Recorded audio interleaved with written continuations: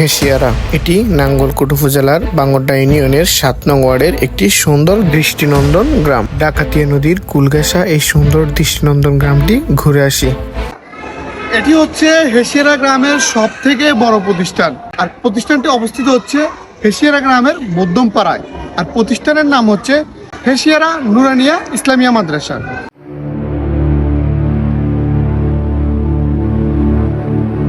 আমরা এখন যে ব্রিজের উপর দাঁড়িয়ে আছি এটি হচ্ছে হেসিয়ারা ব্রিজ, এবং কি আজগরের সাইডের মানুষ বলে আজগরা ব্রিজ। এই ব্রিজটা এক করেছে দুটি গ্রামকে, আর নিচ দিয়ে বয়ে গেছে ডাকাতিয়া নদী। ডাকাতিয়া নদীর এপাশে হচ্ছে আজগর গ্রাম, আর এপাশে হচ্ছে হেসিয়ারা গ্রাম। আমরা এখন দাঁড়িয়ে আছি হেসিয়ারা গ্রামের একদম শেষ প্রান্তে, পশ্চিম সাইডের শেষ প্রান্তে, আর ওই সাইডে হচ্ছে আজগর গ্রাম। এই হেসিয়ারা ব্রিজ এবং কি আজগরা ব্রিজে মানে দুই গ্রাম সম্মিলিত যে ব্রিজটা আছে, এখানে প্রতিদিন বিকেলবেলা, বিশেষ করে বিকেলবেলা আর রাত্রে অনেক মানুষের আড্ডা হয়, পোলাপানে আড্ডা দেয়, সময় কাটায়। পাশে একটা চায়ের দোকান আছে, দূর দূরান্ত থেকে মানুষ এসে এখানে চা খায়। এই সেই চা দোকান, আর এটি প্রতিদিন বিকেলের পর থেকে খোলা হয় বিশেষ করে। আমরা এখন যেখানে অবস্থান করতেছি, আর আমার পাশে যে মসজিদটি দেখা যাইতেছে এটি হচ্ছে হেসিয়ারা পশ্চিমপাড়া মিয়াজিবাড়ি জামে মসজিদ।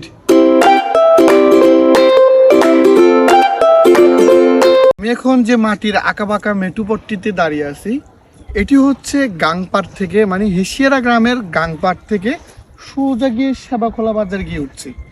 এই নতুন রাস্তাটি আঁকাবাঁকা হওয়ার কারণে বা মাটির মেটুপথ হওয়ার কারণে এই জায়গাটাকে করেছে অনন্য। আমরা এখন আছি হেসিয়ারা গ্রামের একদম পূর্ব সাইডের শেষ সীমানায়। আমার পিছনে যে ফুলটি দেখা যাইতেছে এটি হচ্ছে নূরপুরের শুরু এবং হেসিয়ারার শেষ। আর আমার পিছনে যে খালটি দেখা যাইতেছে এটি নূরপুর থেকে সোজা এসে ডাকাতিয়া নদীর সাথে অ্যাডজাস্ট হয়েছে।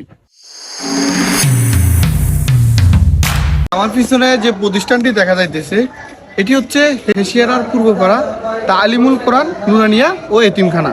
এই মাদ্রাসাটি স্থাপিত হয় 2001 সালে।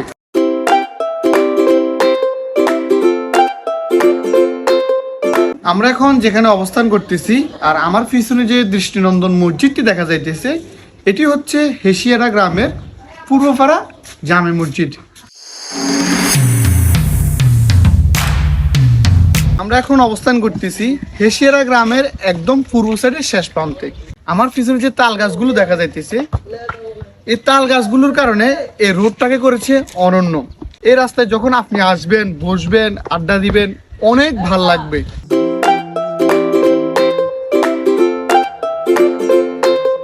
সারাদিন ভিডিও করার পর যখন ক্লান্তি অনুভব করলাম তখনই চলে আসলাম হেসিয়ারা গ্রামের পূর্ব প্রান্তে যে গাং আছে, গাঙের সাইডে। এখানে আসার পর স্নিগ্ধ বাতাস, শুনশান নীরবতা, এখানে আসলে কলিজাটা জুড়িয়ে যায়। এত সুন্দর দৃষ্টিনন্দন জায়গা। হেসিয়ারা গ্রামের ভিতরে আপনি যখন আসবেন বা এই সাইডে যখন পূর্ব সাইডে যখন আসবেন, যদি এই সাইডে না আসেন তাহলে আপনি মিস করবেন।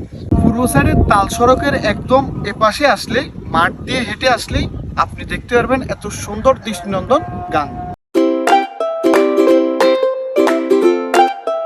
আমরা এখন যেখানে অবস্থান করতেছি, আর আমার পিছনে যে বিশাল দৃষ্টিনন্দন মসজিদটি আছে এটি হচ্ছে হেসিয়ারা মধ্যমপাড়া জামে মসজিদ। আমরা এখন যেখানে অবস্থান করতেছি, আর আমার পিছনে যে দৃষ্টিনন্দন মসজিদটি দেখা যাইতেছে এটি হচ্ছে হেসিয়ারা দক্ষিণপাড়া বাইতুল নূর জামে মসজিদ। আমরা এখন যেখানে বসে আছি এটি হচ্ছে মাসা।